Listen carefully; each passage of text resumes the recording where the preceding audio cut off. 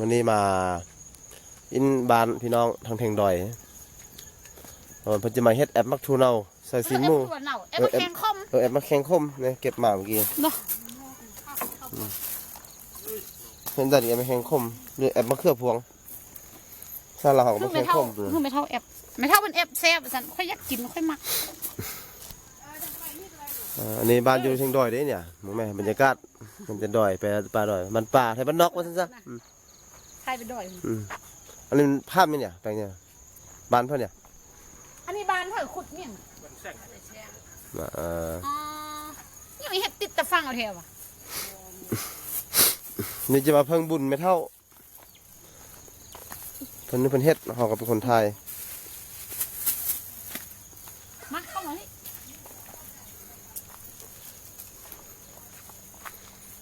ไม่เท่าเฮ็ดแอปมากเลยสู้กันกินอันนี้เป็นบ้านหมู่บ้านอยู่เบิกมาเป็นหมู่บ้านอยู่บนเชียงดอยอยู่ในป่าในดอยได้เนี่ยหมู่บ้านเนี่ยเขาเจ้าก็มาแปะก่อสร้างมา วันนี้มาเพิ่งบุญไม่เท่าอีหมายเฮ็ดแอบมาแข่งคมใส่สินหมูมันเข้าไปบังหน้าเฮือนมืดทึกปวดไฟมันกะหันแสงเละสว่างดังฟืนนอก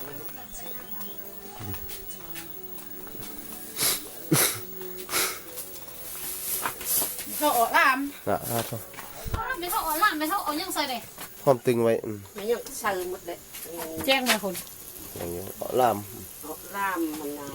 หมูเสือปลาแห้งใส่หมูจะมาเพิ่งบุญไม่เท่ามาเพิ่งครัวซอสท่านทีไปหรอวะไม่เท่ามักแข็งนี่อันจันว่าเจ้าเห็ดมักเซฟๆเขาจะซื้อซีนกับมักแข็งนี่ออกมาต้องดูพัดมันใส่ขึ้นมาหนึ่งได้ไหมดังเนี่ยโอเคไปเลยครับเครื่องปรุงที่จะเช็ดอยู่แล้วเนี่ยเห็ดนอกเอาไปเห็ดนอกคนนอกไปเท่านั้นไปต่ำอยู่นอกนะเห็ดเชือกกระไดเป็นกินหมดเด่นนี่มาเพิ่งบุญไม่เท่า3 เทื่อแล้วเห็ดกระไดเป็นนู่นแหละวันนี้ก็จีฮอตเวลาไม่เท่าเป็นจีเฮ็ดเครื่องปรุงเนาะเฮ็ดอยู่บ้านนอกเขาแล้วเฮ็ดสู่ขี้ดินง่ายๆอยู่บ้านกำลังดังไฟเพื่อนซะดังไฟเป็นทันโอ้ยผู้พาเกิดไม่ได้สมัยไข่การเปลี่ยนแปลงน้องๆทอนไข่เหมือนไอ้คำอยู่ไอ้คำก็ไข่คิงฮอนช่องมือซ้ำมืออึกอักอยู่เท่าต้องซุ่มนี่น่ะซุ่มเด็กก็เอามาโจมักเผ็ดบ่มักหวานบ่เผ็ดไล่ไม่เท่าพอเนาะเขาเป็นโรคกระเพาะเขากินเผ็ดบ่ได้แล้วแต่ไม่เท่าใส่แม่มักในนั้นก็ใส่หมด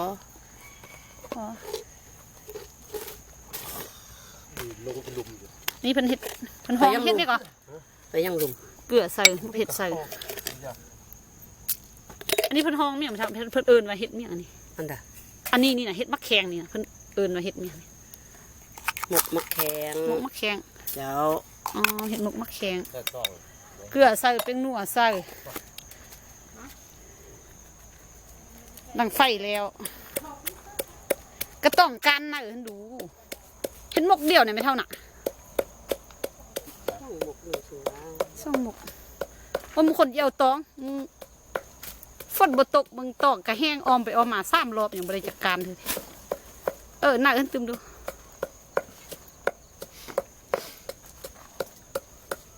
การหนักพุ่นนะคน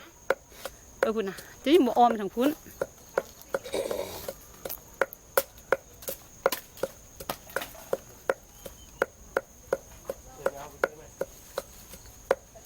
การหนักคุณแม่มันอ่อนอันนี้มันแก่ก้า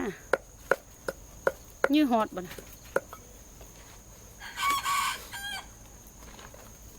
นี่เด้อลงไปลุมกันเด้อไปคัดทั่วติเก็บมักทั่วมาไปคัดทั่วมักทั่วประวันได้น้อยเรามีประวันหยุดก่อนบ้ากันหยุดมือหนึ่งฮะไม่ได้4 เกณฑ์เป็นเก็บ2 คนน่ะ2 คน3 คนไม่เท่า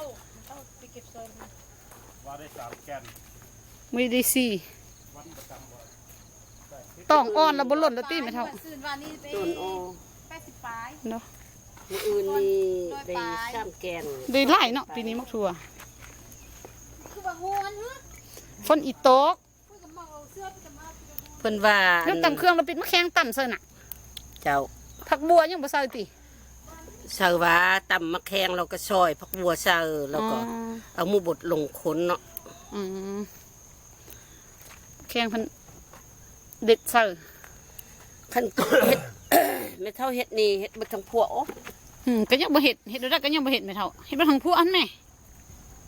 หึ ไม่เท่าเคยเห็ดได้ก็เห็ดนั่น เฮ็ดเจ้าก็กินยากโอ้กินทั้งพวก คนหลุดตองลายอยู่เอาละ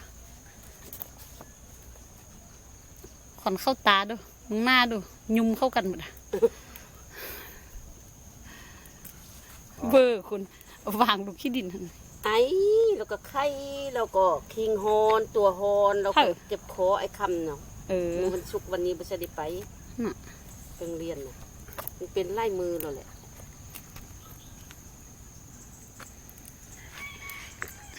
ที่บ้านดอยอากาศดีดี สบายป่ะ สบายตะเวนกำลังอีรับดอย ฮอนเจอมันยังแหละเนาะ อันนี้เหือนเพิ่นกำลังอีแปลงมาบ้านเพิ่นเบิกมานี่อยู่เหนือป่าเหนือเข้าพี่มิดบ่ได้ยินเสียงรถเสียงหล่ายังแหละมิดกิลี่มีแต่รถเครื่องน่ะเข้ามา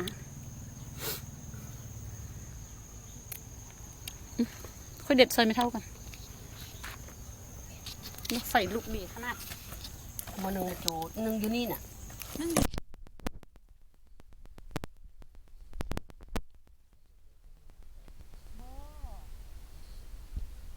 ี่บานกันเลยด้วย เฮ็ดนี่กินน้ำแบ่งกันนี่แบ่งก็นี่เอามาแบ่งโอ้มันค่อยอีไปกินหมด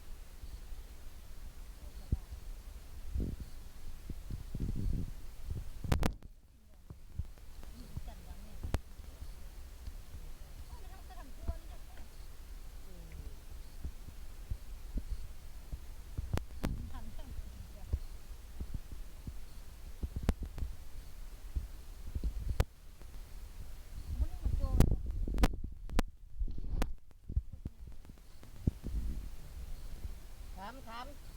เดี๋ยวย่ามันจะค่อยเดี๋ยว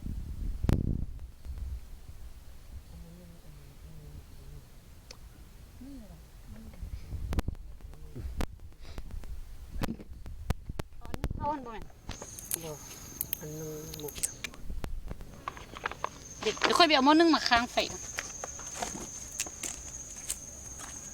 ไปช่องมุกไม่เท่าปันกันคนหมด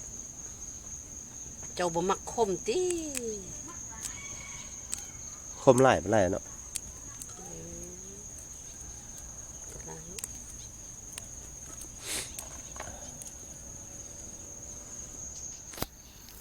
ไม่เท่ามือเดี๋ยวมากุ้งนี่ตักตำกุ้ง เจียวกุ้งน่ะตำ เจ้า เจียวกุ้ง เจ้า มีขิงก็ เจ้ามี ขิงหอม เยอะๆ ข้าว มาเบื่อไม่เท่าเบลอคำตี แนงเราใช่โอ้มื้ออื่น มานี่พี่ มาเบิ่งแม่อะละ เฮ็ดหมกมะแขงนี่ เห็นบอกมะแขงเป็นอะคนงาม คนงามเก่าก ะล่าง เห็นมงว่าแข่งก็ถ่ายคลิป บ๊ายบายไอ้มงคลสุดที่หัก โอ้ยแต่แบ่งง่ายนะ ติดกอง แบ่งง่ายให้คลิปก่อน เห็นบอกมะแขง คานี่แล้วขมุน่ะใส่มาทั้งควันนี่แหละแล้วก็ตำโชะชะแล้วก็เข้ากระยุบเนาะ แล้วพอดีเขาคลิปนี่เป็นจะดังไฟ แต่เห็นยังกิน บูได้กินห้องกินเก่าว่าอีเข้าข้าวล่ามมันได้กินบุหูข้าวล่ามมันบ่ได้หายเถื่อกำลังได้บังข้าวล่ามมาดีนี้ อันนั้นเอาเข้าอันนึ่งหรือว่าเข้าซ่านให้ เขาสร้างเขานั่นเอาเขาเคี่ยวนิดนึง เคี่ยวหนึ่งคือข้าวต้มกะทินี่น่ะ เคี่ยวมาบ่หายบ่ดีเอา เออ เจ้าไป บางค ยัง น หมา เข้า เดี๋ มา ยว ว่า นี้ นึ่งเราอันนั้นนึ่งเราให้น่ะ อะล่ะ บ่เฮ็ดกะ เจ้าไปยังหมาเดี๋ยวนี้ ไปบรรลุงมาไปเบิ่งเมืองเลยแซง ไหน เป็น มี หยัง เด้อ ถ้าบ่เอาบ่สาว6กับสาว9ถ้าบ่สาว9กับวันที่3ดีสุดๆเลยเอา 26 3 26นี่บ่อันนั้นยันฝนอีตกนี่เนาะ บ่สาว6กับสาว9บ่สาวอัน6กับสาว9ถึงกับวันที่3ดีสุด ตามละมันเนี่ยตำซุ่นมะเขือมะเขือเอาเผ็ด มันไม่ใช่มาตำนะปวดแขน อืม ๆแกบอกให้เนี่ยเขาบอกไปน้ำหน้า เดี๋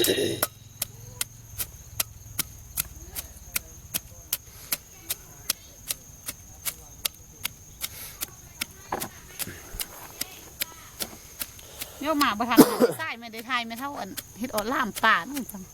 ลำปลา เออ ปลาอย่าง อยู่มอหัน ก็ล่ามปลาแดนกแด เนาะ ชินหมูแด ใส่น้ำกันหมด ใส่น้ำกัน ปลาก็มี ปลาก็มี ปลาแห้งสิ ปลาแห้ง เออ เฮ็ดมาเยอะมาแยะ ทายอยู่ในครัวอันเหมาะบ่เหมาะ อันน่ะมันหยังไม่เท่านี้ซุมือเลยเฮ็ดของกิน มาก่อนเข้าเนาะเฮ็ดท่าเข้า ก้อน เนาะ เข้าโอ้วงถ้าเข้ากับคำตัวนี้ว่ะมานำแบบขัดทั่วรถไข่ทั่วผลไรอย่างหมา มาเลยมากินแป๊บเดียวเนาะ เจ้าเขาบอกว่าไม่เท่าว่าเขายังบอกกินก่อนบนบ่แซบเนาะ กินผู้เดียว กินผู้เดียวบ่แซบไปคำกินมีกินหยังไป ว่าเอาซีนใส่สิ นี่ซีนสะพก เต็มปก ตั โอ้ มะแข็ง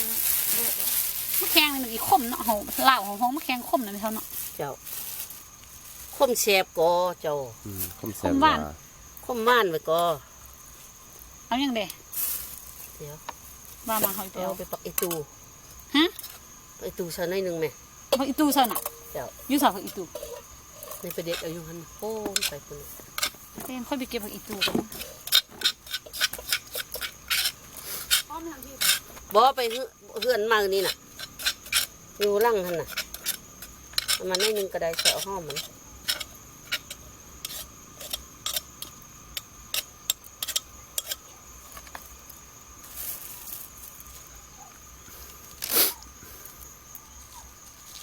สมุดนี่น่ะ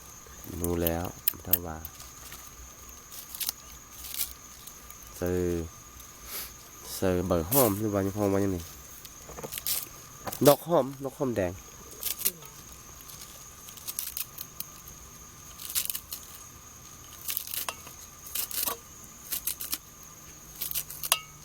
เขาว่าอีเป็นขึ้นเป็นลมไปอีนี่มันเห็บมันได้ข้าวน่ะมึงเหมือน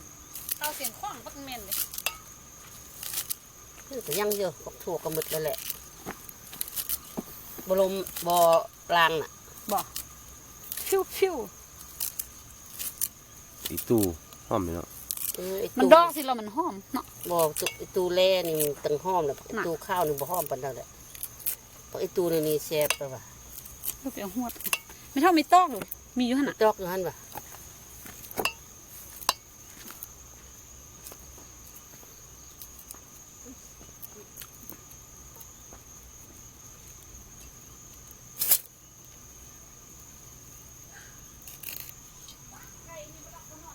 เอ้ยไก่น่ะหายแท้หายว่าเจ้าเอ้ยไก่น่ะตาย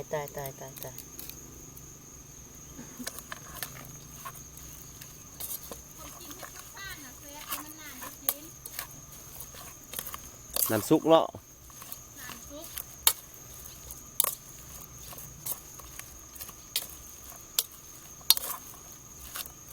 ลุงเอ้ยเอานำมาแด่นำมาเยอะหน่อยหนึง กินหอมน่ากินละเมนูง่ายๆของคนบ้านนอกหอม หือ ว่าอันนี้กินง่ายๆเนาะไทยบ้านนอกของกิน แม่นเอ้ย แต่มันมีสมุนไพร กินธรรมชาติได้อันนี้น่ะ ซาเดียว ใส่ซีนบ่ไม่เท่า ซื้อหมูบดลูกนี่เอามา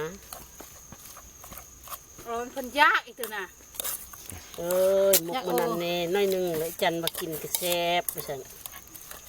บ่แม่เพิ่นมาข้อไฟกันหั่นน่ะทางพี่เพิ่นมาข้อไฟกันนี่นี่ ขี้คันดังเอาเข้าไป ข้อเอาไฟมันจะไม่เท่าหางทานไปทานบอดไฟกับมาข้อ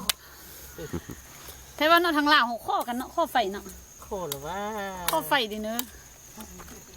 อย่าไปปิ้งเขาวหลามเอาละจะถึงเวลาหมกแล้ว มาทำอีกนะที่เว่าเขาฟังแม่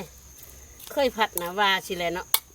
เพิ่นนี่เคยอยู่ร้านอาหารแหละเฮ็ดอันนี้เฮ็ดอันนั้นแหละไม่เท่าเราบ่เฮ็ดต้องกินแหละเนาะ เด้อ บ่เฮ็ดหยังเฮ็ดหยังยันบ่ทึกใจเพิ่นบ่ บ่เฮ็ด สนใจ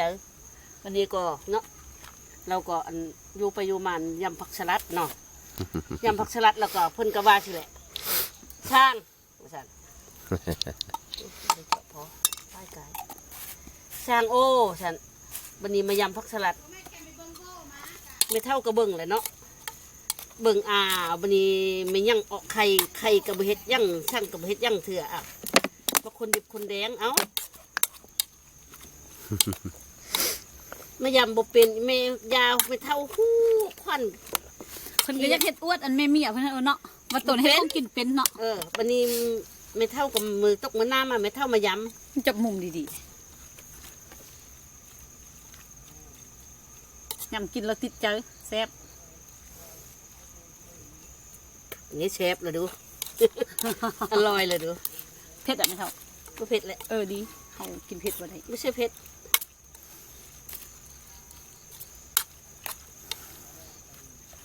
มื้อแรกเฮาเอากุ้งมาตำไม่เท่า เติมน้ำนิดนึง ปกติเพิ่นถ้าเขาเบื่อน่ะไม่เท่าน่ะ เขาเบื่อโอ้ใส่เขาเบื่อโอ้ เขาเบื่อน่ะ เขาว่าจางอันใส่เขาเบื่อนี่มันนัวนี่ขมุว่ะนะ เจ้า ไม่เท่ากับไปเฮียนขมุได้แหละ อืม ไปโลกแล้วก็มีขมุเนาะ เจ้า ขมุแล้วก็เข้าเฮ็ดตะกินมาบ้านเฮ็ดทะลุข้างล่างกินทำวันนี้ว่ะ อืม นี่เพิ่นอันอยู่ลาวเพิ่นนี่ ต้นตำรับมาเต้นเราถึง ต้นตำรับมาแต่ลาวถึงซั่นเพิ่นเอาอาหารลาวถึงมาเฮ็ด แม่นอ๋อวันนี้นะห่อเลย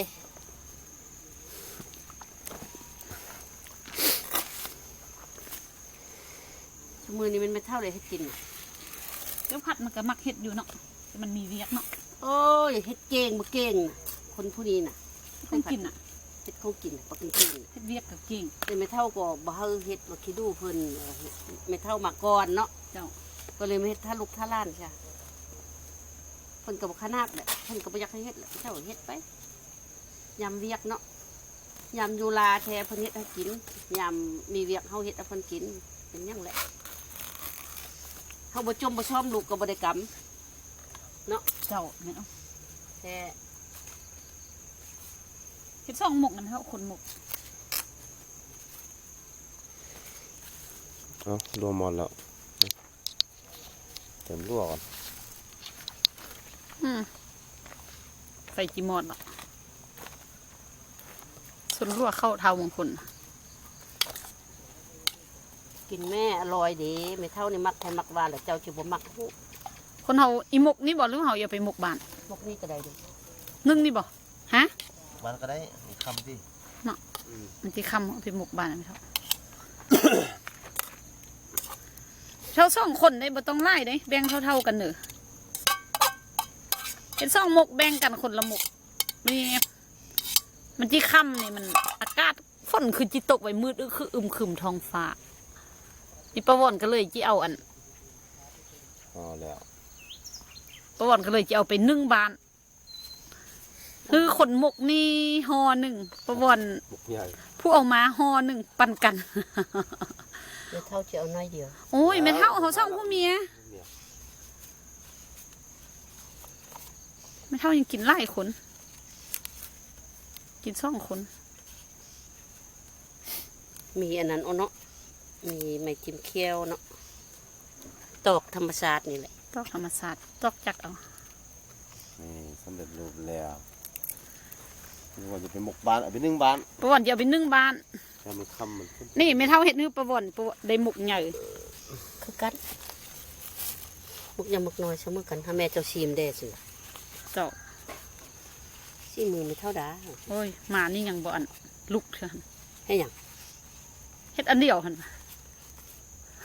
อันน่ะเมื่อนั้นแหละมันว่าสิแหละอีห้านี่นะแต่กี้มึงกันน้อยบ่น้อยกูกันน้อยบ่น้อยยังว่ามาเป็นอันนี้หึกูก็สิแตกน้อยเดียวว่ามากินมาตุยเทตุยว่าน้ำหนักมึงเท่านั้นก็กินมือแต่งงานเขานี่ทำมันว่า70ปลายมึงดู67แล้วบัดนี้ลูกเบ้าตายใช่ป่ะมีแต่64 63บ่ขึ้นเลย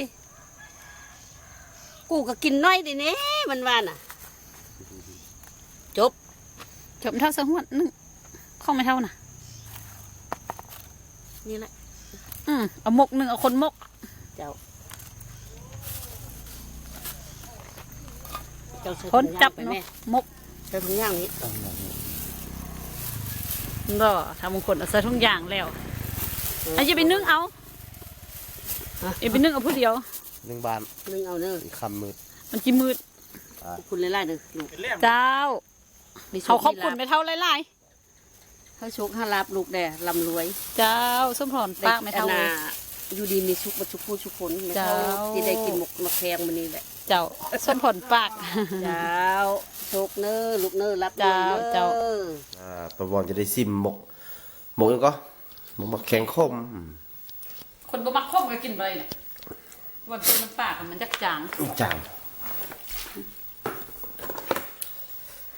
เขาแหลกเนาะคำนิดนึงหวานเพิ่นมักคมนิดนึงแต่บ่เผ็ดเป็นกระเพาะ เสียงหัวเนาะ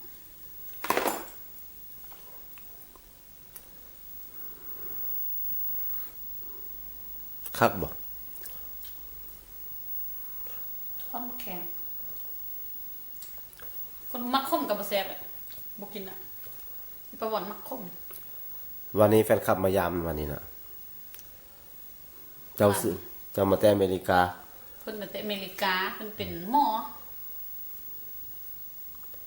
เจ้าซื้อยังบ่ฮู้เนาะ